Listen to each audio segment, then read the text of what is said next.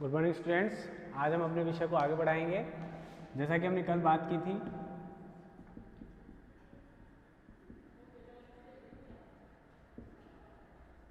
Indian political thinkers, ये हमारा paper है,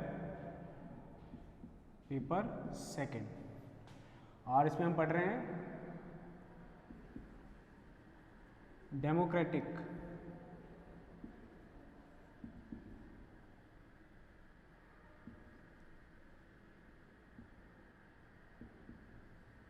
सोशलिज्म,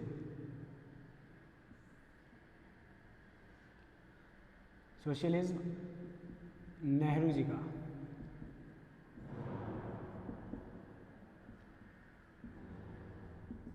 अब हम इसकी जो विशेषताएं हैं इनकी वो देखेंगे।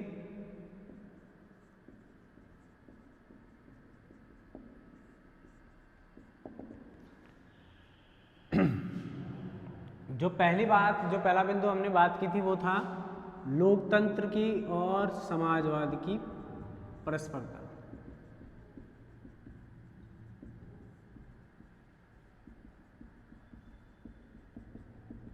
या निर्भरता कहते हैं इसको।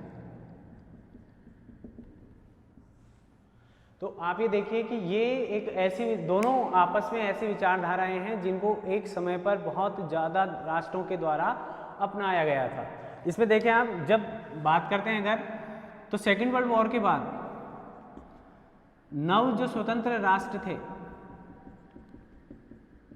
उन 9 स्वतंत्र राष्ट्रों में सर्वाधिक रूप से या ज़्यादातर राष्ट्रों में लोकतंत्र की स्थापना हुई। यह एक दौर चला सेकेंड वर्ल्ड वॉर के बाद जिसके द्वारा 9 स्वतंत्र राष्ट्रों में लोकतंत्र की स्थापना की गई, जो 1959 तक या उसके बाद तक आज तक चलती रह रही है। ठीक है, कई राज्य लोकतंत्र की स्थापना कर रहे हैं। और दूसरी तरफ सेकेंड वर्ल्ड वॉर के बाद जो 1917 में साम्यवाद या यूएसएसआर की स्थापना हुई थी, उसका भी एक विकृत रूप, साम्यवाद का विकृत रूप लोगों के सामने भी आ रहा था। तो उसमें भी थोड़े से संशोधन या सुधार की आवश्यकता थी। उस आवश्यकता को हमने समाजवाद का नाम दिया, यानी समाजवाद का भी क्या हो रहा है, विस्तार हो रहा है। तो समाजवाद का विस्तार खासकर कैसे देशों में हो रहा है? रूस के अलावा विकसित, पिछड़े, आधार क्या है, औद्योगिकीकरण में पीछे रहना इनको।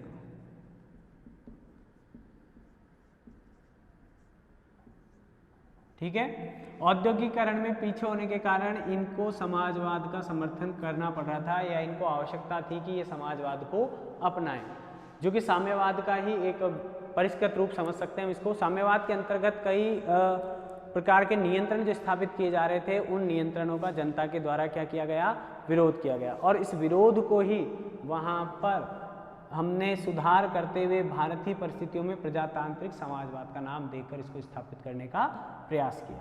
तो इसका जो परस्पर निर्भरता है, तो जहाँ जहाँ समाजवाद था या जहाँ जहाँ समाजवाद को स्थापित किया गया, वहाँ वहाँ लोकतंत्र की स्थापना भी आवश्यक हो गई, क्योंकि हमने कल बात की थी कि कुछ कमियाँ इसमें भी हैं साम्यवाद में। तो उस साम्यवाद की कमियों को या समाजवाद की कमियों को दूर करते हुए हमने उसको परिष्कृत करते हुए भारतीय परिस्थितियों में प्रजातांत्रिक समाजवाद के रूप में स्थापित किया। तो नेहरू जी का मानना था कि ये जो लोकतंत्र है और जो समाजवाद है, ये लोकतंत्र और समाजवाद दोनों ही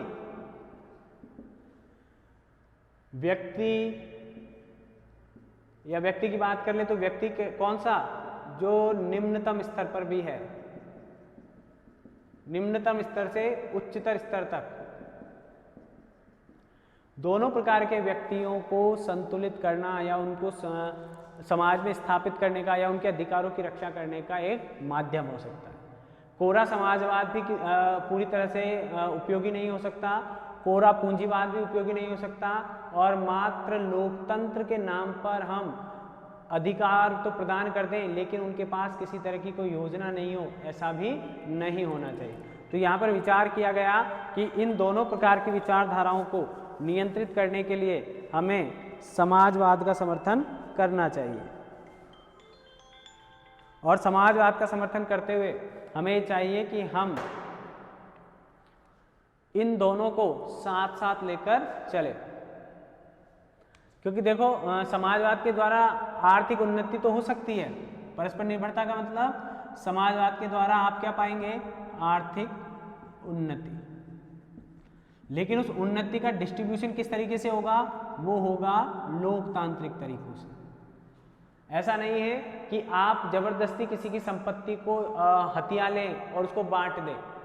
हमने देखा होगा कि पहले क्या करते थे, कई बार ये विचारधारा भी चली है कि कुछ डाकू जो वगैरह होते थे वो अमीरों को लूटते थे और गरीबों में बांट देते थे। कर तो अच्छा ही काम रहे हैं, अच्छे प्रकार से नहीं कर पा रहे हैं, साध्य तो अच्छा है लेकिन साधन गलत है। तो हम वही बात यहाँ पर कर रहे हैं कि ये दोनों इस प्रकार से एक दूसरे पर निर्भर हैं कि समाजवाद के द्वारा आर्थिक उन्नति तो प्राप्त की जा सकती है, लेकिन आर्थिक उन्नति या हम कहते हैं संतुलित आर्थिक उन्नति प्राप्त करने के बाद उसका डिस्ट्रीब्यूशन करने का जो माध्यम है वो लोकतांत्रिक माध्यमों के आधार पर किया जाना चाहिए, आम सहमति के आधार पर ये डिस्ट्रीब्यूशन किया जाना चाहिए। इसीलिए ये दोनों जो तत्व हैं, ये दोनों जो विचारधाराएं हैं, एक समय में जो पैरेलल चल रही थी, ये दोनों एक दूसरे के लिए काम कर सकती।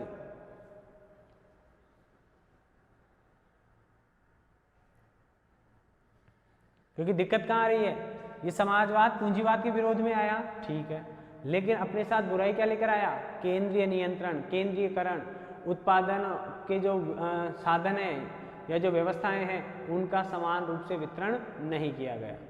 यानी सरकार के द्वारा हर प्रकार से निश्चित किया गया कि किस चीज़ का उत्पादन होगा, कितनी मात्रा में होगा, उसके लाभ को किस तरह से डिवाइड किया जाना चाहिए। इस तरह के संपूर्ण नियंत्रण, आर्थिक नियंत्रण हो, सामाजिक नियंत्रण हो, राजनीतिक नियंत्रण हो, इसकी प्रयास किए गए समाजवाद के द्वारा। तो नेहरू जी ने कहा कि ये नहीं चलेगा, इसलिए उन्होंने कहा कि दोनों की जो अच्छाइयाँ हैं, जैसा कि मैंने आपको राम मनोहर लोहिया की जो हमने परिभाषा देखी थी या जो कथन था उनका, उस कथन में हमने देखा था कि उन्होंने योजनाबद्ध विकास को लिया समाजवाद से, साम्यवाद से, ठीक है। वितरण पर समान अधिकार होगा, उत्पादन के जो साधन है और जो वितरण प्रणाली पर है उन पर सबको समान रूप से कैपेबल माना जाएगा, किसी वर्ग विशेष का उस पर कोई स्थायित्व या एकाधिकार नहीं माना जाएगा, ऐसा कहा जा रहा है। तो इस तरह से हमने देखा कि ये दोनों तंत्र, ये भी व्यक्ति, मैंने बताया व्यक्ति के लिए काम कर रहे हैं, और मैंने बताया ये भी आर्थिक उन्नति का माध्यम है, लेकिन उसको वितरण करने के लिए आपको लोकतंत्रात्मक माध्यमों का साधन या तरीकों को शामिल करना होगा। व्यक्तियों को अधिकार भी मिलने चाहिए, व्यक्तियों को दायित्व भी पता होने चाहिए, व्यक्तियों को उनके कर्तव्यों को भी अनुभूति होनी चाहिए। ऐसा कहा गया किसके द्वारा, नेहरू जी के द्वारा। उन्होंने कहा कि दोनों मिलकर ही व्यक्ति या नागरिकों के कल्याण के लिए काम कर सकेंगे।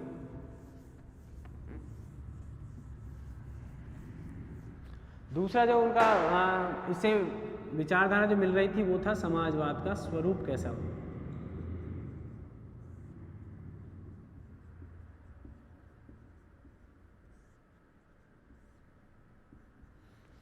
देखो जो नेहरू जी हैं वो किसी भी प्रकार की अवैज्ञानिकता या रूढ़िवादिता के विरोधी थे। तो यहाँ पर भी उन्होंने देखा कि ये जो तत्व है इसका वैज्ञानिक पक्ष है,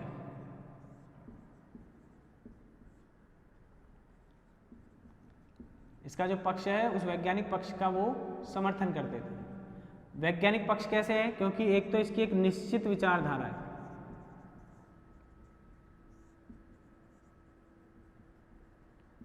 ठीक है, एक निश्चित कार्यप्रणाली है या कार्यक्रम है,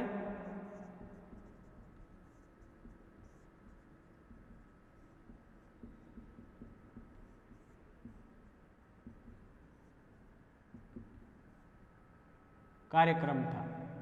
क्या था कि किस प्रकार से समाज में व्यवस्था स्थापित की जाएगी।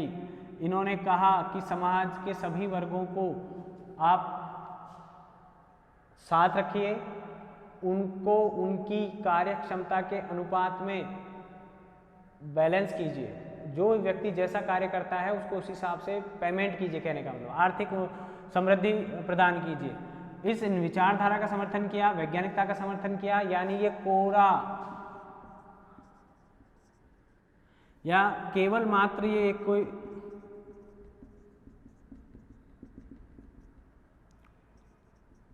कागजी या ख्याली पुलाव इन्होंने नहीं पकाया। मार्क्स ने भी कहा, मार्क्स ने विचार भी दिए, मार्क्स ने उपाय भी बताए थे। कार्ल मार्क्स ने 6 अवस्थाएं बताई और उन 6 अवस्थाओं के आधार पर उन्होंने सिद्धांत भी दिया। अतिरिक्त मूल्य का सिद्धांत, वर्ग संघर्ष का सिद्धांत, ये सारे जो सिद्धांत दिए वो कहीं ना कहीं सामाजिक दृष्टि का उन्होंने वैज्ञानिक अध्ययन किया था। उस वैज्ञानिक अध्ययन करने के बाद ही उन्होंने इस तरह के निष्कर्ष निकाले थे कि समाज में किस प्रकार से इन आर्थिक और सामाजिक असमानताओं को दूर किया जा सकता है। और इन आर्थिक और सामाजिक असमानताओं को दूर करने के लिए ही उन्होंने कहा, उन्होंने ये जो योजनाबद्ध विकास है इसका समर्थन किया। ठीक है, तो इनका वैज्ञानिक स्वरूप है। किसके लिए काम करना चाहते हैं? ये प्रणाली जो है, निश्चित जो प्रणाली बता रहे हैं, गरीबों के लिए, श्रमिकों के लिए, अशिक्षित लोगों के लिए। वहां पर इस तरह का कोई डिवाइडेशन नहीं करते हैं। वे देखते हैं कि इन सभी के लिए काम किया जाना चाहिए। जबकि पूंजीवाद में किसके लिए काम करता है, या पूंजीवाद में किसको ज़्यादा स्वतंत्रता प्राप्त है? पूंजीपतियों को। तो सरकार पहली बात तो हस्तक्षेप नहीं करती है पूंजीवाद में। जब पूंजीवादी व्यवस्था है, आर्थिक क्षेत्र में सरकार का नियंत्रण नहीं होता है या हस्तक्षेप नहीं होता है, या कोई बहुत नॉमिनल होता है जिसको न के बराबर हस्तक्षेप होता है। वहीं तो वो क्या होता है कि अमीर और अमीर होते जाते हैं और गरीब और गरीब होते जाते हैं।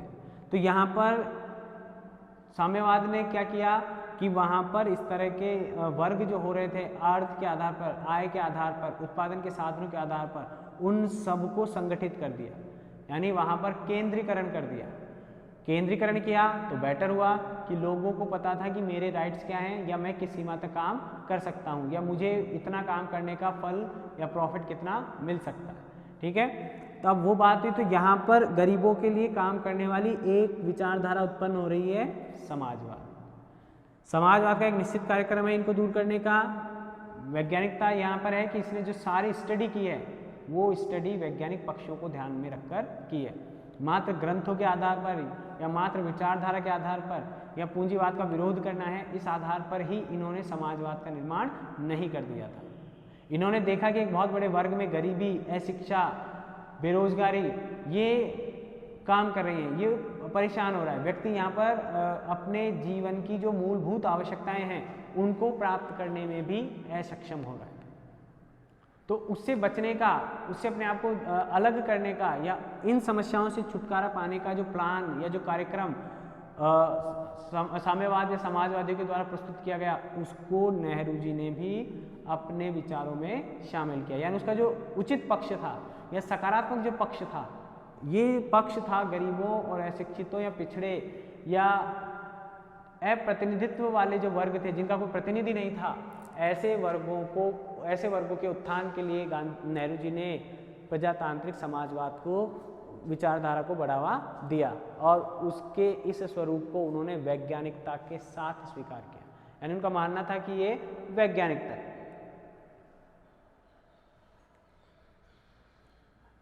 दूसरा, उन्होंने सामाजिक और आर्थिक दोनों प्रकार की जो कुरीतियां थी या रूढ़िवादिता थी, उस रूढ़िवादिता का विरोध किया था इस कार्यक्रम के माध्यम से या इस विचारधारा के माध्यम से,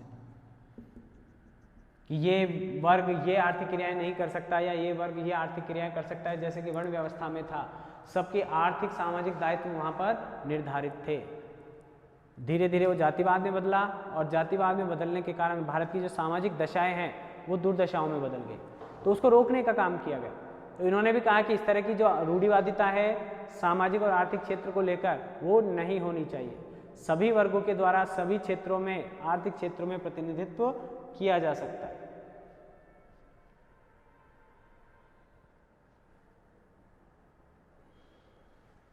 आगे चले।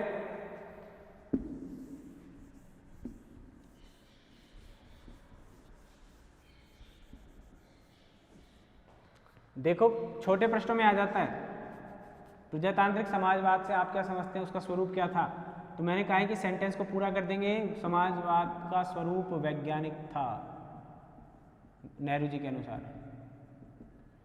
अब वैज्ञानिक क्यों था? क्योंकि जिस तरह साइंस में कुछ चीज़ें निश्चित होती हैं, फिक्स होती हैं, 2 और 2 4 होंगे, किसी देश में चले जाओ, तो ऐसे ही इन्होंने जो समाजवाद दिया है वो विश्व के किसी भी राष्ट्र में चले जाइए, उसी कार्यक्रमों पर वो काम करते हैं। उन्हीं निश्चितताओं के ऊपर वो काम करते हैं। वही योजनाबद्ध विकास पाया जाएगा जितने भी समाजवादी राष्ट्र हैं, वो ही उत्पादन और वितरण की जो प्रणाली है वो सबके लिए एक समान होगी। ठीक है, आर्थिक उन्नति सभी वर्गों के लिए सरकार के द्वारा कार्यक्रम चलाए जाएंगे जो पिछड़े लोग हैं उनको आगे लाने के लिए। नेहरू ने परिवर्तन कर दिया। लोकतंत्र और समाजवाद की परस्पर निर्भरता के भी समर्थक थे, तो ऐसे जन भागीदारी का समर्थन करते थे।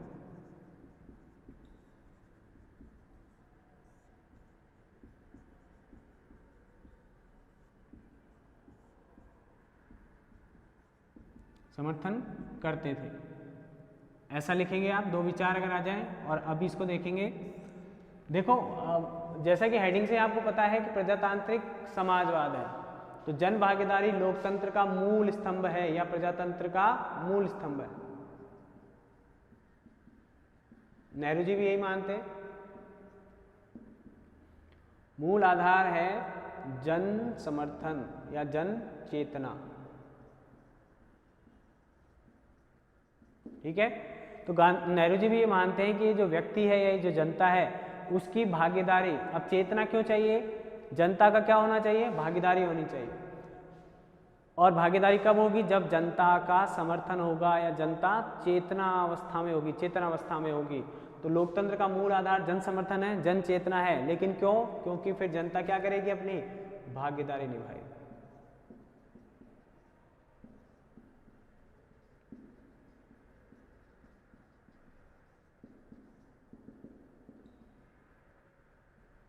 अगर जनता चेतना में नहीं है, सजग नहीं है, जागरूक नहीं है, न अपने अधिकारों के प्रति न अपने कर्तव्यों के प्रति, तो वहां पर किसी भी प्रकार की, यही नहीं प्रजातांत्रिक समाजवादी नहीं, किसी भी प्रकार की व्यवस्था सफल नहीं हो सकती।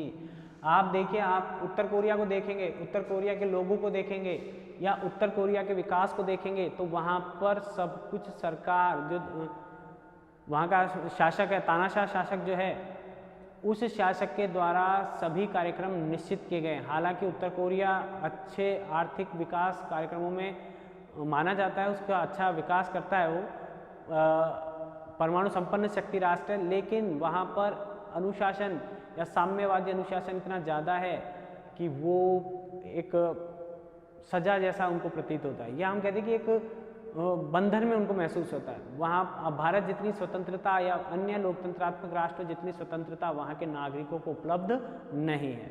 ठीक है, तो इसका मूल आधार क्यों चाहते हैं? क्योंकि देखो, ये जनता की भागीदारी निश्चित करेगी। जन समर्थन होगा, जन चेतना को भागीदारी निर्धारित की जाएगी, क्योंकि जनता अपने अधिकारों और कर्तव्यों की क्या करेगी?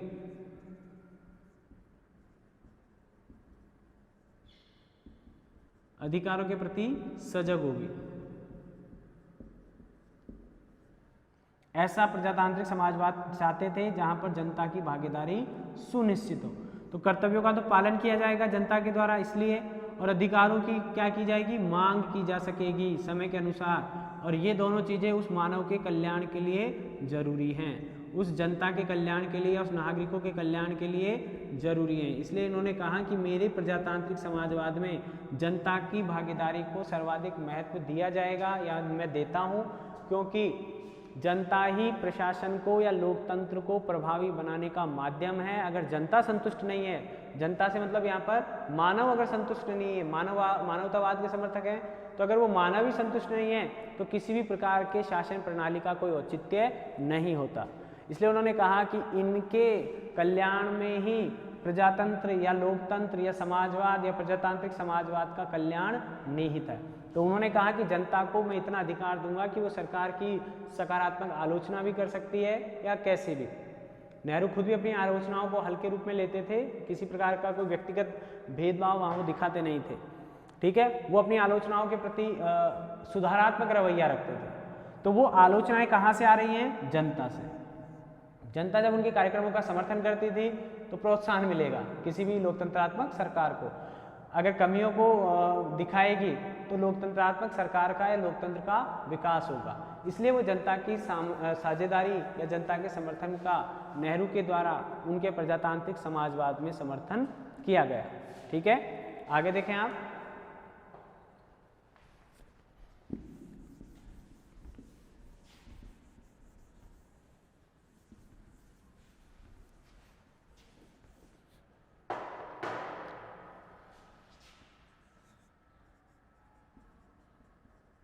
समाजवाद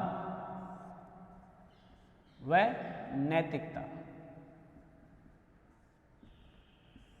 अब देखो समाजवाद और नैतिकता को अगर हम एक साथ लेकर जोड़ें तो ये सीधी सी बात है कि एक वो व्यक्ति, हम किसकी बात कर रहे हैं, हम एक उस ऐसे व्यक्ति की बात कर रहे हैं जो अपने अधिकारों के प्रति सजग नहीं है, अपने अधिकारों की मांग नहीं कर रहा है, अपने जीवन के उद्देश्यों या लक्ष्यों को सरकार को समर्पित कर रहा है समाजवाद में या ओनली साम्यवाद में। दोनों विचारधाराएं एक दूसरे के पैरेलल हैं, वो भी समाजवाद और साम्यवाद थोड़ा सा कठोर है साम्यवाद, जिससे उसमें भी सुधार की गुंजाइश हुई और उसको प्रजातंत्र के साथ जोड़ा नेहरू जी।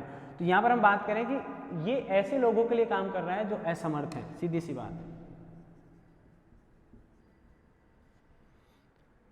किसमें असमर्थ हैं? अधिकारों की मांग करने में।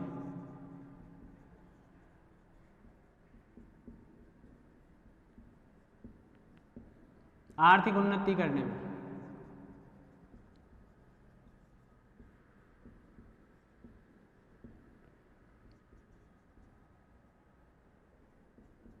स्वतंत्रता का उपयोग करने में या स्वतंत्रता की मांग करने में, इस तरह ही असमर्थ है।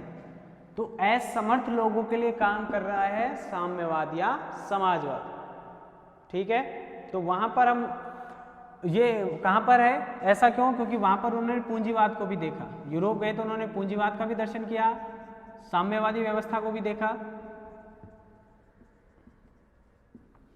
तो उन्होंने देखा कि ये जो साम्यवाद है ये उन व्यक्तियों के लिए काम कर रहा है। सीधी सी बात है, अगर पहले हम ये कहते थे कि हमारा अगर पड़ोसी भूखा है, परेशान है, तो हमारा सुख भी बेकार है, या घर में कोई व्यक्ति ऐसा है, पीछे है, तो हमारा कर्तव्य बनता है कि हम उसको भी साथ लेकर आगे बढ़े।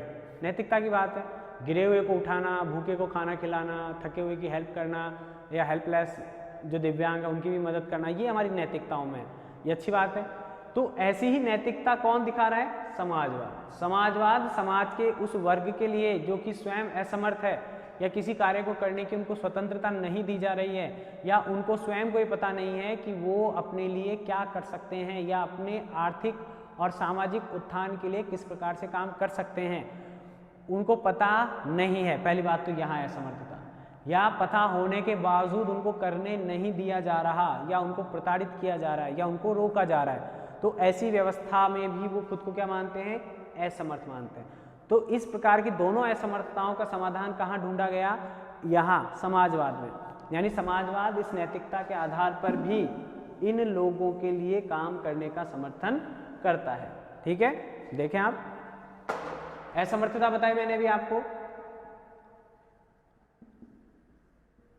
ठीक है, हेल्पलेसनेस, तो ये असमर्थता अपने अधिकारों और दायित्वों के लिए, तो ये असमर्थता उस समय कहाँ दिख रही है? पूंजीवाद में। पूंजीवाद क्या करता है? टिट फॉर टैट, आप मुझे क्या देंगे, समाज को वो व्यक्ति क्या दे रहा है और मैं आर्थिक लाभ दे रहा है तो वो उसकी आर्थिक सहायता करेंगे। तो पूंजीवाद ने तो क्या किया? आर्थिक शोषण किया। उस आर्थिक शोषण के कारण वो आर्थिक शोषण किस में बदल गया? सामाजिक शोषण में भी कन्वर्ट हो गया। आर्थिक शोषण धीरे धीरे किस में चला गया? सामाजिक शोषण में, या ये दोनों एक दूसरे से रिलेटेड है। पूंजीवाद का कारण क्यों बना? क्योंकि पूंजीवाद केंद्रीकरण पर निर्भर करता है, या केंद्रीकरण की प्रवृत्ति पाई जाती है पूंजीवाद में।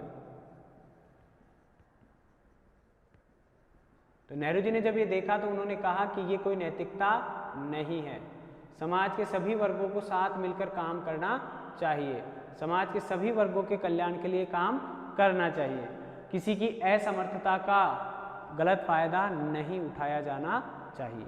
ऐसे उन्होंने अपने दर्शन में इस प्रजातांत्रिक समाजवाद में प्रजातांत्रिक समाजवाद को नैतिकता का तत्व शामिल किया। उन्होंने कहा कि ये किसी की कमजोरियों का फायदा उठाना या किसी की असमर्थता का फायदा उठाना या किसी प्रकार से सभी प्राकृतिक अब एक दूसरी बात संसाधनों पर केंद्रीकरण करना। संसाधन कैसे हैं आप देखिए,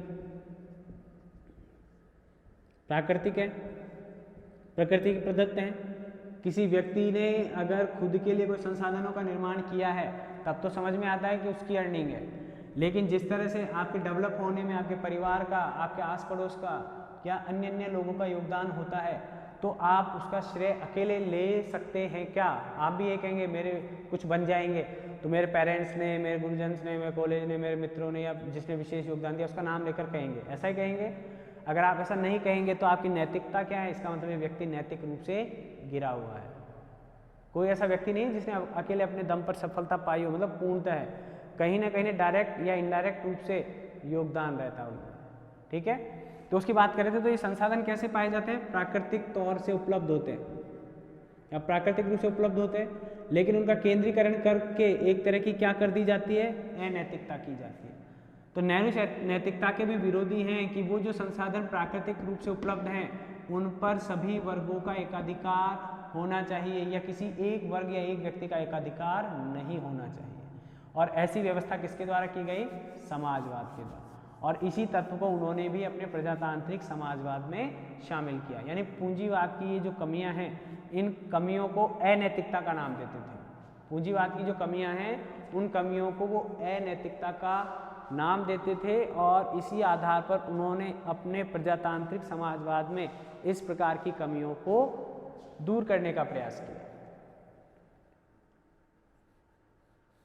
अब वो कैसे देखें नैतिकता? और देखें आप, ये जो पूंजीवादी हैं वो मिलावट कर देते हैं, जमाखोरी करते हैं,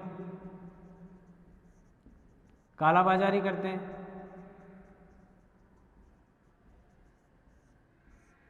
ठीक है? जैसे आपको ये याद आएगी, इसमें वो करता है तो वो फिर वो बदला लेता है बाद में ये बनकर, ठीक है? तो ये सारे काम भी कैसे कहलाते हैं? ये भी अनैतिकता के अंतर्गत आते हैं, जहां पर व्यक्ति लाभ के लिए, खासकर आर्थिक लाभ के लिए ज़्यादा प्रयत्नशील है, ज़्यादा ट्राई कर रहा है कि मैं मैक्सिमम प्रॉफिट कैसे कमाऊं कम मिनिमम कॉस्ट पर, तो वो इस तरह के काम भी करने लगता है। तो ये भी किसका? अब यहाँ पर लाभ को, अधिकतम लाभ को समर्थन नहीं दिया गया है समाजवाद के द्वारा। अधिकतम लाभ की गुंजाइश नहीं है यहाँ जितना भी लाभ होगा वो सब में बंटना चाहिए। ये समाज के सभी वर्गों को सामूहिक रूप से लाभ की बात करते हैं समाजवाद में। यहाँ पर पूंजीवाद व्यक्तिगत रूप से जितनी अर्निंग होगी उसी की होगी, तो आपको पता है कि वो व्यक्ति ज़्यादा से ज़्यादा अर्निंग करने का प्रयास करेगा। कई बार वो गलत या अनैतिक साधनों का भी प्रयोग कर सकता है। तो इन अनैतिकताओं के विरोध में ही नेहरू जी ने प्रजातांत्रिक समाजवाद का समर्थन किया है या ऐसी विचारधारा का समर्थन किया है, ठीक है? और कहीं कहीं आप देखेंगे हिंसा का जो प्रयोग है, हिंसा का प्रयोग भी अनैतिक मानते हैं, चाहे वो गांधी जी हो, चाहे नेहरू हो, चाहे कोई और अन्य भारतीय पॉलिटिकल थिंकर हो आधुनिक समय में, तो हिंसा को भी अनैतिक माना जाता है, जो कि साम्यवाद में थी। तो उस हिंसा को अनैतिक मानते हैं। तो जरूरी नहीं पूंजीवाद में ही हो, साम्यवाद में भी जो हिंसा हो रही है उसको भी क्या मानते थे? अनैतिक।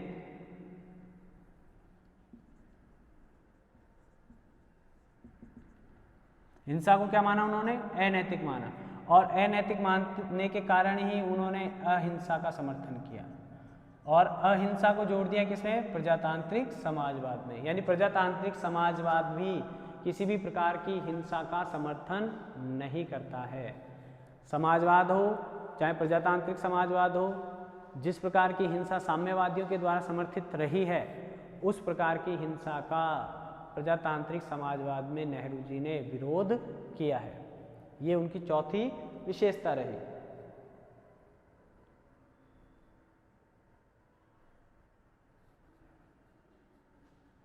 इसका लॉजिक मैंने आपको बता रखा है कि हिंसा का ही विरोध क्यों? हिंसक जो व्यक्ति हैं वो ताकत के आधार पर काम करते हैं। तो जो व्यक्ति हिंसा से पीड़ित है वो अपने आप को ताकतवर बनाने का प्रयास करेगा। जो व्यक्ति हिंसा कर रहा है वो अपनी ताकत के दम पर कमजोरों के प्रति शोषण या उन पर अत्याचार की भावना को विकसित कर रहा है।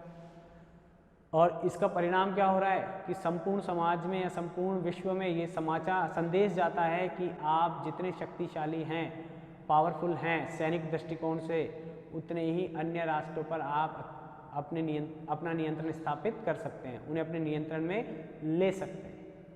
तो सभी राष्ट्रों में ताकत की दौड़ प्रारंभ हो जाएगी, अत्यधिक हिंसा का प्रचार हो जाएगा। तो उसको रोकने के लिए नेहरू जी ने क्या कहा कि मैं किसी भी प्रकार से साम्यवाद या समाजवाद के जो हिंसावादी जो तत्व है उसका समर्थन नहीं करता हूँ, क्योंकि ये अनैतिकता है, ये सामाजिक रूप से समाज के प्रति अनैतिकता है। समाज की नैतिकता किस में है? सबको साथ लेकर स्थायी शांति की प्राप्ति की जाए, सभी वर्गों को समान अवसर उपलब्ध कराए जाएं अपना आर्थिक विकास करने के लिए, सभी के द्वारा अपनी अपनी उन्नति आर्थिक, सामाजिक, राजनीतिक, मानसिक का समान अवसर मिले, तो वो प्रजातांत्रिक समाजवाद में ही संभव है, ऐसा उनका मानना था। आगे चले।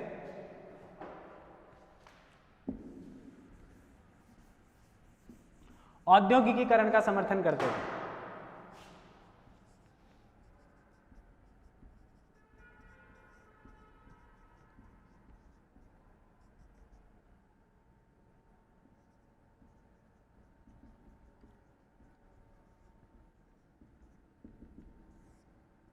ठीक है, अब देखो दो मेन विषय हैं। औद्योगिकरण का समर्थन करते थे, ये तो आप लिख देंगे, आगे कोई दो विचार पूछे जाएंगे, दो पक्ष में समर्थन पूछे जाएंगे।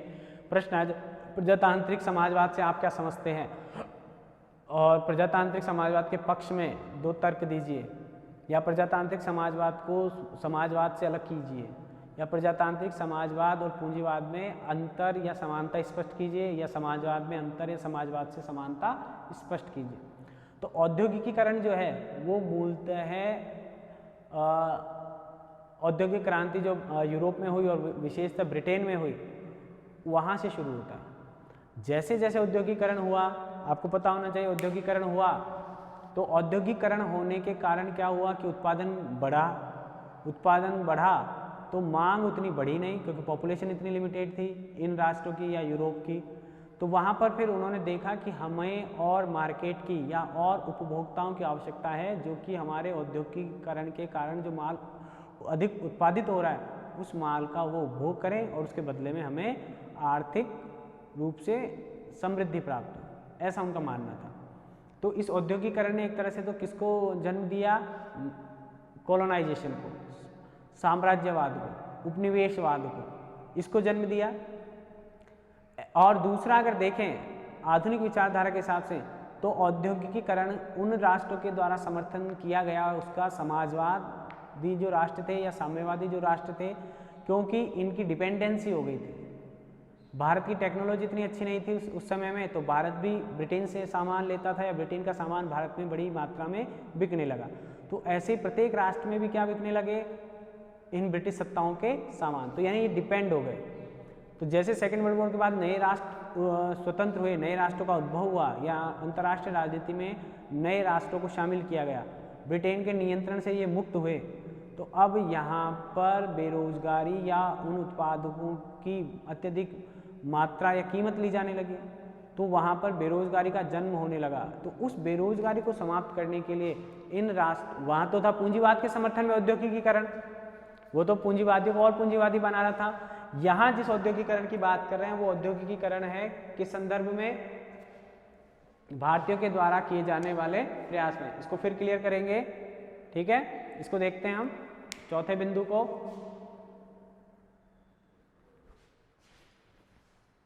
जैसा कि हम बात कर रहे हैं अपने चौथे बिंदु की, जो कि है पांचवें बिंदु की, जो कि है औद्योगिकीकरण का समर्थन। और जैसा कि मैंने आपको थोड़ा बहुत बता दिया है, औद्योगिकीकरण के दो पक्ष थे। एक तो पूंजीवाद वालों में, पूंजीवाद चाहते हैं maximum profit at minimum cost, और वहीं समाजवादी चाहते हैं कि, या समाजवाद के अंतर्गत चाहा गया था कि प्रॉफिट जो होगा सब में शेयर किया जाएगा, ठीक है, और प्रॉफिट थोड़ी सी लिबर्टी दी जाएगी प्राइवेट सेक्टर को। तो ऐसा ही प्रजातांत्रिक जो समाजवाद है, उस प्रजातांत्रिक समाजवाद में भी औद्योगिकीकरण का समर्थन किया है। तो पहली बात तो यहाँ पर क्या लिख दिया हमने? समर्थन करते हैं पंडित जवाहरलाल नेहरू औद्योगिकीकरण का। क्यों करते हैं? क्योंकि देखो पूंजीवाद में जो पूंजी आ रही थी उस पूंजी का क्या कर रहे हैं वापस, बार बार मैंने आपको बात बताई, तो केंद्रीकरण करते हैं। औद्योगिकीकरण यहाँ भी हुआ, शुरुआत यहीं से हो रही है, ब्रिटेन से हमने बात की। तो उसका परिणाम भी हमने देखा कि ब्रिटेन ने पूरी दुनिया के अलग अलग राष्ट्रों पर अपना नियंत्रण स्थापित कर लिया, उन्हें उपनिवेश के रूप में कन्वर्ट कर दिया और उस प्रॉफिट को कमाकर या ले जाकर ब्रिटेन के खजाने को भरने का काम किया। उस जिस राष्ट्र को उसने उपनिवेश बनाया है वहाँ के आधारभूत विकास में भी कम से कम योगदान दिया या उस आधारभूत विकास में कोई पूर्णतः योगदान या ज़्यादा योगदान नहीं दिया। तो इस रूप को उन्होंने नकार दिया और नकारने के बाद उन्होंने कहा कि मैं या ये प्रजातांत्रिक जो समाजवाद के अंतर्गत मेरा जो समाजवाद होगा या मेरी जो विचारधारा है वो मिश्रित अर्थव्यवस्था का समर्थन करती है। प्रजातांत्रिक समाजवाद में किसका समर्थन किया? मिश्रित अर्थव्यवस्था का, औद्योगिकीकरण का। अब इस मिश्रित अर्थव्यवस्था के अंतर्गत क्या किया हमने? जो बड़े उद्योग हैं उन बड़े उद्योगों का राष्ट्रीयकरण किया गया या जो महत्वपूर्ण उद्योग हैं उनका राष्ट्रीयकरण कर दिया गया। ठीक है, प्राइवेट यानी निजी और सरकारी क्षेत्र में समन्वय और संतुलन बनाने का समर्थन किया गया। समझ रहे हैं आप? यानी थोड़ी बहुत लिबर्टी किसको दी गई? निजी क्षेत्र को। ये लिबर्टी उपलब्ध करवाई गई किसको? निजी क्षेत्र को। यानी कम महत्वपूर्ण या जो कम महत्वपूर्ण ऐसे उद्योग जिन्हें चलाने के लिए किसी प्रकार की ज़्यादा गाइडेंस या ज़्यादा नियंत्रण की आवश्यकता नहीं थी या जो किसी भी तरह के केंद्रीकरण को बढ़ावा नहीं दे सकते थे। छोटे उद्योग हैं, कीमतों को ज़्यादा प्रभावित नहीं कर सकते थे। ऐसे बड़े उद्योग तो ले लिए गए राज्य सरकारों के रूप में या केंद्र सरकार के पास है या उनका केंद्रीयकरण कर दिया गया। यानी जो बड़े उद्योग जो बड़े वर्गों को प्रभावित करते हो, बड़े आर्थिक लाभों को प्रभावित करते हो, भारत के राजनीतिक या विदेशी संबंधों को प्रभावित करते हो या किसी अन्य प्रकार के कोई बड़े उद्योग जो थे उन्हें सरकार ने अपने नियंत्रण में रखा और निजी क्षेत्र में उन उद्योगों को वरीयता दी या उन उद्योगों को छूट दी ताकि निजी क्षेत्र डेवलप कर सके, जहां पर इस प्रकार की बड़ी जवाबदेही या आर्थिक संसाधनों के केंद्रीकरण होने की प्रवृत्ति या विचारधारा विकसित न हो पाए। कम या एक क्षेत्र विशेष पर प्रभाव रखने वाले या एक वर्ग विशेष पर प्रभाव रखने वाले ऐसे उद्योगों को उन्होंने निजी क्षेत्र को सौंपने का काम किया। ठीक है, यानी भारत की जो प्रारंभिक जो अर्थव्यवस्था रही है वो भी कहीं ना कहीं समाजवाद के समर्थन में रही है, लोकतांत्रिक मूल्यों के साथ।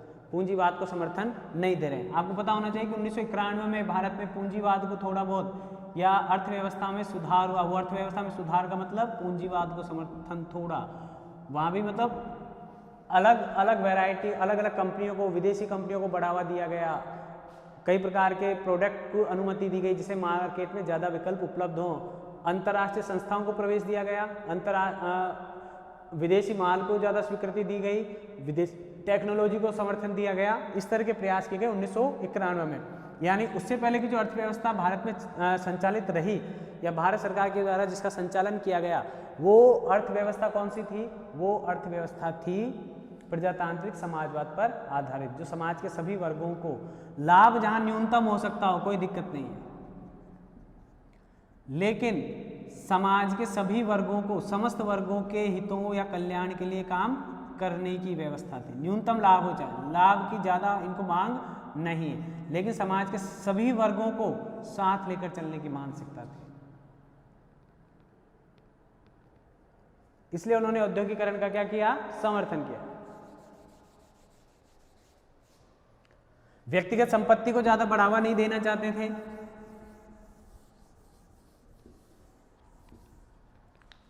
या हम कहते हैं व्यक्तिगत संपत्ति का समर्थन नहीं करते थे।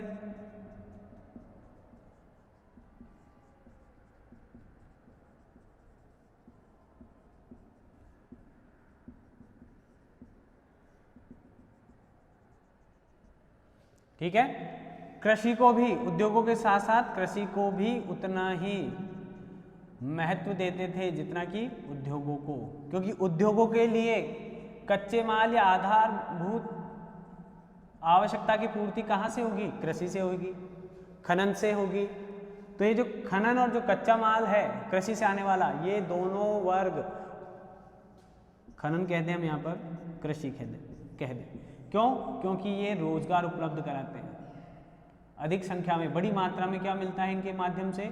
रोजगार मिलता है। और इस रोजगार को प्राप्त करने के लिए किसी प्रकार की विशेष ट्रेनिंग की आवश्यकता नहीं, विशेष संसाधनों की आवश्यकता नहीं। कृषि आप सामान्य संसाधनों से भी कर सकते हैं। खनन करने के लिए आपके पास बड़ी टेक्नोलॉजी है तो छोटी टेक्नोलॉजी या छोटे संसाधनों से भी आप कर सकते हैं। यानी समाज का प्रत्येक वर्ग जो अशिक्षित है, अप्रशिक्षित है या पिछड़ा हुआ है, वो भी इस प्रकार की अर्थव्यवस्था में अपना गुजारा कर सकता है, अपने कामों के लिए कार्य कर सकता है, अपनी आर्थिक अर्निंग या अपनी अर्निंग से उनके लिए काम कर सकता है। बड़े उद्योगों में निजी निवेश नहीं, बड़े जो उद्योग हैं उनमें निजी निवेश नहीं होगा, सरकारी निवेश होगा। कहने का मतलब मैंने यही बताया अभी, सरकारी क्षेत्रों को बढ़ावा नहीं दिया जाएगा। सरकारी क्षेत्रों को, बड़े सरकारी उद्योग जो हैं वो सरकार के द्वारा लगाए जाएंगे, उनमें किसी तरह का निवेश नहीं किया जाएगा। आप देख रहे हैं ना एफडीआई कहाँ से आया? 1991 के बाद आया, फॉरेन डायरेक्ट इन्वेस्टमेंट। इसकी बात नहीं करते थे, निजी निवेश की बात नहीं करते थे। हालांकि भारत में जर्मनी साम्यवादी राष्ट्र की तरह मानसिकता थी, उसकी फांसीवादी है, लेकिन जर्मनी के सहयोग से, ब्रिटेन के सहयोग से और रूस के सहयोग से नए नए उद्योग वहाँ पर खुले, या बड़े जो उद्योग थे उनमें वहाँ पर सरकार ने तकनीकी सहायता वहाँ से ली, लेकिन उनका नियंत्रण पूरी तरह से किसके पास रहा? सरकार के पास रहा। अब आजकल क्या हो रहा है? एफडीआई के अंतर्गत निवेश भी वही कर रहे हैं और कुछ हद तक नियंत्रण भी विदेशी कंपनियों को दिया जा रहा है। इसका समर्थन मिस्टर गांधी नहीं करते, ठीक है। उस समय ये व्यवस्था थी भी नहीं, तो उनके विचारों के आधार पर हम कह सकते हैं कि वो कुछ सुधार करते हैं अपने हिसाब से, क्योंकि इससे क्या होता है, भारतीय जो उद्योग हैं या भारतीय जो व्यक्ति हैं या भारतीय जो संस्थाएं हैं वो कहीं ना कहीं नकारात्मक रूप से प्रभावित हो सकती थी। क्योंकि आप यहाँ देखिए, जैसे एफडीआई होगी, विदेशी कंपनियाँ आएंगी, तो भारतीय कंपनियों का जो क्वालिटी है उस क्वालिटी को विदेशी कंपनियों की क्वालिटी के साथ कंपटीशन करना पड़ेगा।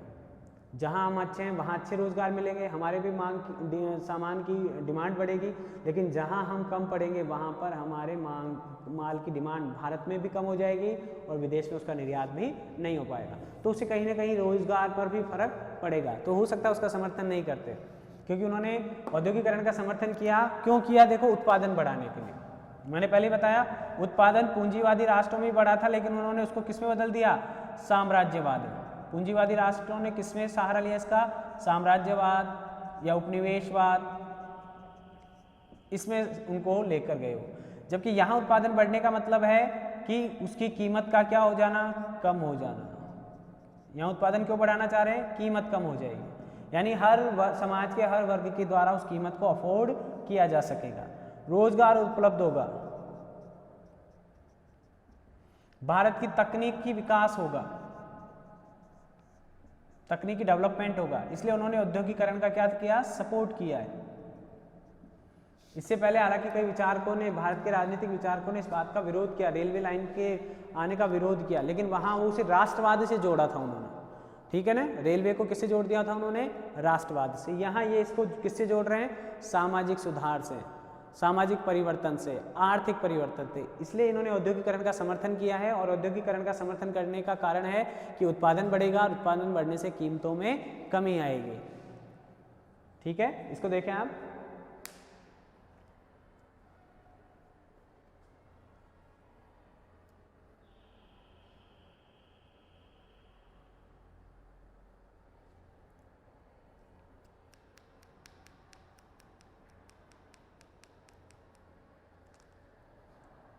सारे विषय हैं, सारे बिंदु हैं, एक साथ चलते चलते आपको पता लग जाएगा कि उनका समाजवाद या प्रजातांत्रिक समाजवाद, नेहरू के अनुसार समाजवाद या नेहरू के प्रजातांत्रिक समाजवाद में क्या अच्छाइयाँ हैं और क्या कमजोरियाँ हैं। चलें आगे देखें।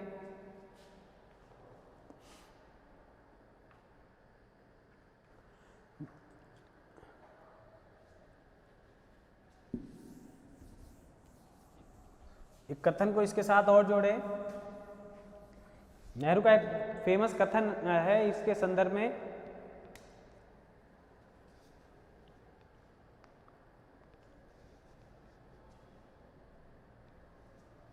उत्पादन ही क्या है?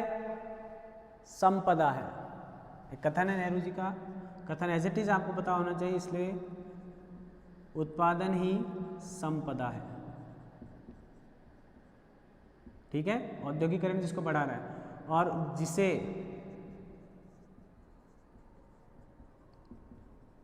अत्यधिक श्रम से ही प्राप्त किया जा सकता है। श्रम के बिना कोई उत्पादन नहीं होगा। अतः हमें श्रम का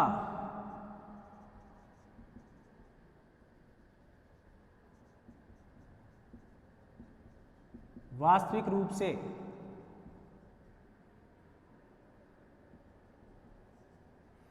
सम्मान करना चाहिए, या उत्पादनकर्ताओं का हमें सम्मान करना चाहिए, या ऐसी परिस्थितियां डेवलप करनी चाहिए जिससे कि उत्पादन करने वाले श्रमिक वर्ग का उत्थान हो सके, उसे सहायता मिल सके।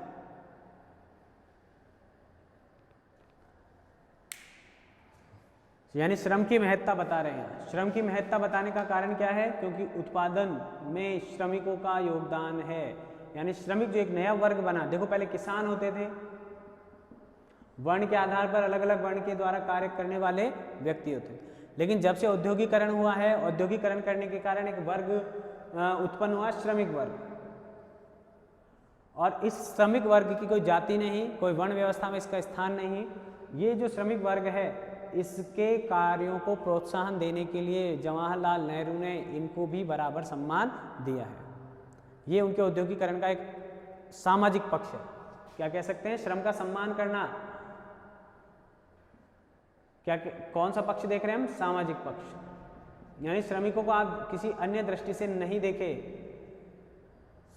औद्योगिकरण में या इस उत्पादन को बढ़ाने में इन श्रमिकों का बराबर महत्व है, और इन श्रमिकों के श्रम से ही उत्पादन संभव है। और आधुनिक युग में आप जितना उत्पादन करते हैं उतनी ही संपदा को प्राप्त करते हैं, या उतनी ही संपदा आपके खाते में ऐड हो जाती है। आपके पास माल ही नहीं होगा तो आप कहाँ से व्यापार करेंगे, कहाँ से रोजगार उत्पन्न करेंगे, कहाँ से समाज में परिवर्तन लाएंगे, कहाँ से गरीबी, कुपोषण, बीमारी, अशिक्षा, बेरोजगारी, इन सब को दूर कर पाएंगे। ये श्रमिक अपने दम पर अपनी परिस्थितियों को बदलेंगे, श्रम के बल पर आर्थिक परिस्थितियां बदलेंगी, आर्थिक परिस्थितियों के दम पर गरीबी, कुपोषण और ये जो अशिक्षा, बेरोजगारी या स्वास्थ्य संबंधी जो समस्याएं हैं उनका समाधान होगा। इसलिए नेहरू जी ने औद्योगिकरण का समर्थन किया। लेकिन उन्होंने कहा ये औद्योगिकरण किस तरीके से अलग है कि उन्होंने, या नेहरू जी के समाजवाद, प्रजातांत्रिक समाजवाद का औद्योगिकरण दूसरे समाजवादियों के औद्योगिकरण से या पूंजीवाद के औद्योगिकरण से भिन्न क्यों है? क्योंकि एक तो इसमें निजी क्षेत्र को भी कुछ सहूलियतें दी गई है। इसमें व्यक्तिगत संपत्ति का समर्थन नेहरू जी के द्वारा नहीं किया जा रहा है। दूसरी बात, तीसरी बात ये कह रहे हैं कि केंद्रीकरण, जो पूंजी या संपत्ति का केंद्रीकरण जो हो रहा है, उसको कहीं ना कहीं उसको डाइवर्ट करने में सहायता मिलेगी। इसलिए भी वो इसको हम उससे अलग रख सकते हैं। साथ में ये सामाजिक परिप्रेक्ष्य को भी इनका प्रजातांत्रिक समाजवाद प्रभावित करने का काम करता है। हालांकि साम्यवाद भी परिवर्तित करता था, लेकिन वो बल से। यहाँ बल नहीं, हम स्वयं सम्मान, उनके प्रति जो भावनाएं हैं, उन भावनाओं में परिवर्तन लाकर भी सामाजिक परिवर्तन ला सकते हैं। ये उनके साम्यवाद के औद्योगिकरण से हमारा थोड़ा सा अलग है विचार। ठीक है, तो एक कथन है उनका, उत्पादन ही संपदा है और इसे कठोर श्रम के द्वारा ही प्राप्त किया जा सकता है। अतः हमें श्रम का सम्मान करना चाहिए, और श्रम का सम्मान करने के साथ साथ हमें इस बात का भी ध्यान रखना चाहिए कि हम उन्हें प्रोत्साहित करें या उनके पक्ष में वातावरण का निर्माण करें, जिससे वो प्रोत्साहित होकर अधिक से अधिक उत्पादन कर पाएंगे। ठीक है, आगे देखें। अंतिम जो था, आप अपने शब्दों में इनको उतारने की कोशिश करेंगे तो और अच्छे तरीके से आपको ध्यान रहेगा। छठा जो बिंदु है वो है उत्पादन के साधनों का वितरण।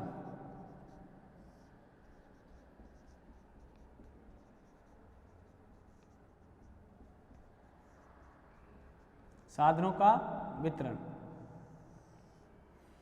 पहली बात, इसके समर्थक हैं नेहरू जी का मानना है कि जितनी भी सामाजिक अव्यवस्थाएं हैं,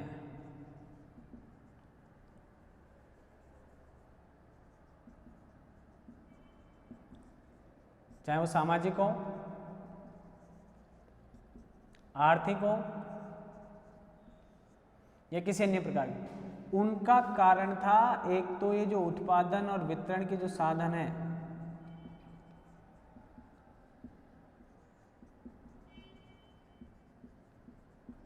देखो दो तरह से केंद्रीकरण हो रहा है कि अब देखो आप देखते हैं कि सरकार इनकम टैक्स वगैरह लगाती है, वो साधनों पर नहीं लगाएगी, टैक्स पर लगा देगी, तो इनडायरेक्टली उसके पास पैसा भी आएगा और वो जो पैसा अधिशेष रह जाता है, शेष बच जाता है, बचत हो जाती है, वो जितना बढ़ता है उतना ही समाज में उसकी परचेजिंग पावर बढ़ जाती है, वो जितना खर्च करता है उससे महंगाई बढ़ती है, सीधी सी बात है। तो यहाँ पर केंद्रीकरण हो गया वहाँ पर। अब वो आया कहाँ से धन? वो आया धन यहीं से कि वो जो उद्योग हैं उनका नियंत्रण किसी वर्ग विशेष के हाथ में था, तो उस वर्ग विशेष ने प्रॉफिट भी बहुत कमाया, प्रॉफिट बहुत कमाया तो उसने पैसा खर्च किया, पैसा बहुत खर्च कर रहा है तो उससे महंगाई बढ़ती है, महंगाई बढ़ने के बाद समाज में आर्थिक असंतुलन आ जाता है। अगर वो उद्योग उत्पादन और जो वितरण है या जो आय के साधन है उन पर किसी वर्ग विशेष का एकाधिकार ही नहीं होगा, तो उसके पास अनावश्यक या बहुत ज़्यादा संपत्ति या धन भी नहीं होगा, तो वह समाज में अपने आप को अलग भी नहीं दिखा पाएगा, अपने आप को अलग प्रस्तावित नहीं कर पाएगा। इससे क्या होगा कि अन्य लोगों की, अब अगर हम बात करें अपने यहाँ सबसे महंगी होती है शादियाँ। शादियाँ महंगी क्यों होती है? क्योंकि एक व्यक्ति इतना खर्च करता है तो दूसरा व्यक्ति इतना खर्च करना चाहता है, तीसरा व्यक्ति इससे ज़्यादा खर्च करना चाहता है, चौथा उससे ज़्यादा खर्च करना चाहता है। अब ये जो खर्च कर लेते हैं वो तो सेटिस्फाइड रह जाते हैं, जो नहीं कर पाते हैं या जिनकी अर्निंग्स नहीं है इतनी, वो डिससेटिस्फाइड हो जाते हैं। समाज में एक तरह का भेदभाव या एक तरह का बुलावा जो हम देने जाते हैं, किसी पैसे वाले के आसानी से दिखाते हैं, किसी के नहीं जाते हैं, गरीब जो होता है, तो वहाँ पर इस तरह का विभाजन होता है। तो ये जो उत्पादन, वितरण और आय के जो असमान वितरण है, जो साधन है, उन पर जो असमान नियंत्रण है या उस पर किसी वर्ग विशेष का जो नियंत्रण है, उसके कारण ही बाकी सारी समस्याएं उत्पन्न होती हैं, ऐसा नेहरू जी का मानना है। तो ये कह रहे हैं कि जो कारण है भारत की सामाजिक आर्थिक मुख्य समस्याओं का, वो उत्पादन और वितरण के साधनों पर एकाधिकार के कारण, एकाधिकार के कारण, ठीक है। तो अगर ये एकाधिकार की प्रवृत्ति बदल जाए, सामाजिक परिवर्तन, हिंसा से नहीं, किसी अन्य माध्यम से नहीं, तो हर वर्ग के माध्यम से, अब देखो आप सरकारी ठेके होते हैं आज, उन सरकारी ठेकों पर किसी वर्ग विशेष का नाम नहीं है, ठीक है। नौकरियां हैं, नौकरियों को आरक्षण तो दिया उन्होंने, आरक्षण देने का कारण भी यही था कि ये जो वर्ग विशेष है, हालांकि नेहरू जी इसका समर्थन नहीं करते थे इतना, अंबेडकर का पूर्णतः विचार था, सरकारी नौकरियों में भी एक प्रकार से किसी वर्ग विशेष, शिक्षित जो वर्ग थे या उच्च वर्ग के जो लोग थे, उनको प्राथमिकता से मिल जाती थी, इसलिए रिजर्वेशन उपलब्ध करवाया गया कि रिजर्वेशन से समाज के सभी वर्गों का उत्पादन और वितरण के साधनों पर नियंत्रण स्थापित हो पाए। उद्योगों से लेकर छोटी से छोटी हर चीज में आपको अलग अलग जाति, अलग अलग वर्ग के लोगों को स्थापित किया गया। आप देखेंगे कि आज व्यापार में हर जाति के व्यक्ति मिल जाएंगे आपको, वाणिज्य में मिल जाएंगे, एजुकेशन में मिल जाएंगे, एजुकेशन देने और लेने दोनों वर्गों में मिल जाएंगे आपको, ठीक है। उसके अलावा आप देखेंगे सेना में मिल जाएंगे, खेलों में मिल जाएंगे, सभी जगह अलग अलग वर्ण और हर व्यवस्था के लोग हैं, तो वहाँ पर किसी तरह की मोनोपोली नहीं हो सकती।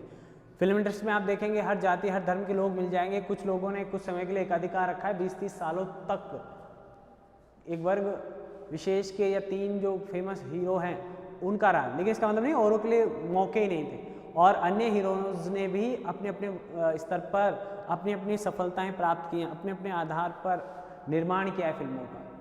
खेलों में भी ऐसा ही था, तो ये सब चलता है। तो वो कहाँ से शुरू हो रहा है? एक तो इसमें सहायता किसको मिल रही है? इसके माध्यम से। आजकल तो हमने सीटों तक को रिजर्व कर दिया है, वो सीटों को जो रिजर्वेशन मिल रहा है कि इस वर्ग के, इस जाति के इतने लोगों को सीटें मिलेंगी, कम से कम 25, 47, 34, 84 ये सीटें हैं राजस्थान में और केंद्र में, SC को, ST को, ठीक है, इस तरह की सीटें दे दी गई है। तो वो क्यों? ताकि किसी एक वर्ग विशेष के लोगों को ही संसद में स्थान नहीं मिले, क्योंकि संसद में अगर एक वर्ग के लोग होंगे ऐसा उनका मानना था, तो शायद कुछ किसी वर्ग विशेष का प्रतिनिधित्व रह जाएगा या उचित प्रतिनिधित्व नहीं हो पाएगा। तो उसको रोकने के लिए उन्होंने क्या किया, इस तरह का वर्गीकरण कर दिया। तो मैंने बताया आपको कि ये कारण मानते थे, इसलिए नेहरू जी ने क्या किया कि प्रजातांत्रिक समाजवाद के अंतर्गत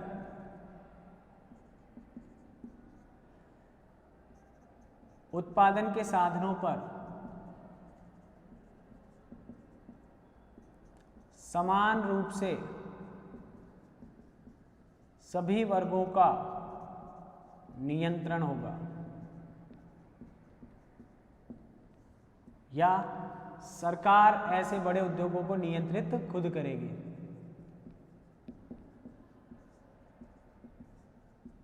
या सरकार के द्वारा नियंत्रित होंगे। अब सरकार किसी वर्ग विशेष का समर्थन नहीं करेगी, किसी जाति विशेष का समर्थन नहीं करेगी, तो वह सभी वर्गों को साथ लेकर चलने का प्रयास करेगी। उसका रिजल्ट क्या होगा कि ये जो केंद्रीकरण की जो प्रवृत्ति है साम्यवाद में, वो भारत के प्रजातांत्रिक समाजवाद में या भारतीय अर्थव्यवस्था में दिखाई नहीं देगी, क्योंकि ये जो केंद्रीकरण है ये ही सभी समस्याओं की जड़ है, ये ही सभी समस्याओं का मूल कारण है। तो उन्होंने अपने प्रजातांत्रिक समाजवाद में या उनके जो समाजवाद का जो पक्ष है या स्वरूप है उसमें उन्होंने इस प्रकार के समाजवाद को समर्थन दिया है। ठीक है, तो इस प्रकार हमने देखा कि नेहरू जी के द्वारा समाजवाद को पूरी तरह से परिष्कृत करते हुए उसे लोकतंत्र के साथ जोड़ते हुए, अब लोकतंत्र में उन्होंने कह दिया, आप खुद देखते हैं कि अभी जो लोकतंत्र की व्यवस्था है उस लोकतंत्र की व्यवस्था, मैंने आपको उदाहरण दिया, चुनाव होता है और वो चुनाव होने के बाद आप अलग अलग वर्ग, संसद में देखिए आप हर वर्ग के लोग मिल जाएंगे, आपको मंत्रिमंडल में हर जाति हर वर्ग के लोग आपको मिलेंगे। इसी तरह हर बड़े सरकारी नौकरी में, बड़े उद्योगों में हर प्रकार के व्यक्ति या हर वर्ग के लोग मिलेंगे, किसी व्यक्ति विशेष का ऐसा कोई योगदान नहीं है।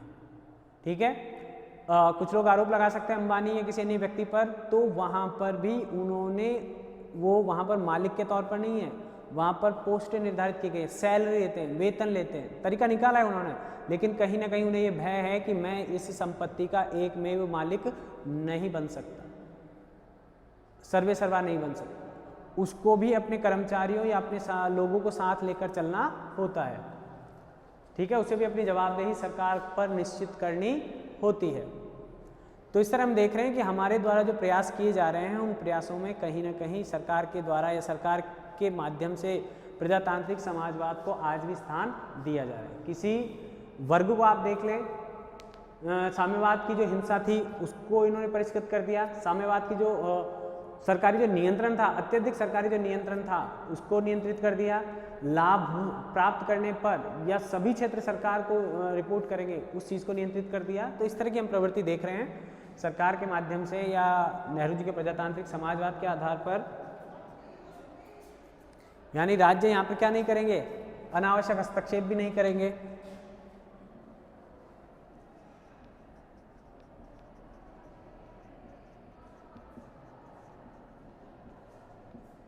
लेकिन करेगा कहाँ, जैसे राशन की दुकान का उदाहरण दें, राशन की दुकान या जो सिस्टम है सार्वजनिक वितरण प्रणाली ये डेवलप की है यहाँ पर।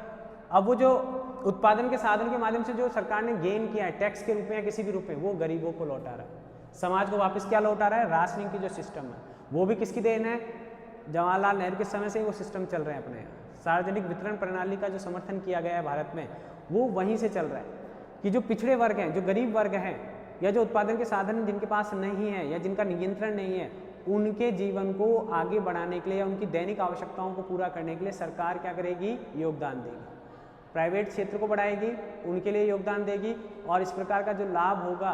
अब आप देखिए कि राशन की दुकान पर आपको क्या मिलते हैं, कोई हलवाई की दुकान की तरफ मिठाइयाँ थोड़ी मिलती हैं, चीनी, केरोसिन और जो चीज़ें जीवन को चलाने के लिए जो न्यूनतम आवश्यक जो चीज़ें हैं वो राशन की दुकान पर उपलब्ध होती थी पहले। बीपीएल, एपीएल, ये सारी जो व्यवस्थाएं की गई हैं वो व्यवस्थाएं इसलिए की गई हैं कि ये जो उत्पादन के साधनों पर जो नियंत्रण है उस नियंत्रण को कंट्रोलिंग किया जाए या सरकार ऐसा वितरण प्रणाली डेवलप करे जो कि समाज के प्रत्येक वर्ग तक पहुंचने का काम करे या समाज के प्रत्येक वर्ग को इस प्रकार की छूट या इस प्रकार की सहायता मिले जिससे कि वो पूंजीवाद या जो संपत्तिवान जो व्यक्ति हैं उनके समक्ष अपना पक्ष या अपने आप को खड़ा कर सके। बहुत अच्छी बात है प्रजातांत्रिक समाजवाद को लेकर, या गांधी जी की जो और नेहरू जी की जो सोच है भारतीय समाज को लेकर, उन्होंने दोनों में ऐसे तनावपूर्ण माहौल में, शीतकाल के तनावपूर्ण माहौल में भारत की जो अर्थव्यवस्था है उसको गतिमान रखते हुए सामाजिक परिप्रेक्ष्य में भी उसकी भूमिका को मजबूत करने का काम किया। क्या काम किया कि उन्होंने उद्योगों को भी सपोर्ट किया, छोटे उद्योगों में प्राइवेट जो योग्यताधारी जो व्यक्ति हैं उनको भी आगे बढ़ने का मौका दिया। और आप आज देख रहे हैं उसी का परिणाम है कि धीरे धीरे प्राइवेटाइजेशन ज़्यादा हो रहा है, सरकार की भूमिका सिमट रही है थोड़ी सी, या सरकार उन क्षेत्रों पे ज़्यादा फोकस कर पा रही है जहाँ पर सरकार के अलावा कोई और उपाय नहीं है, या सरकार के अलावा कोई और सहायक उन लोगों को उपलब्ध नहीं है। ठीक है, ये मैंने आपको प्रजातांत्रिक समाजवाद के बारे में कुछ जानकारी दी है।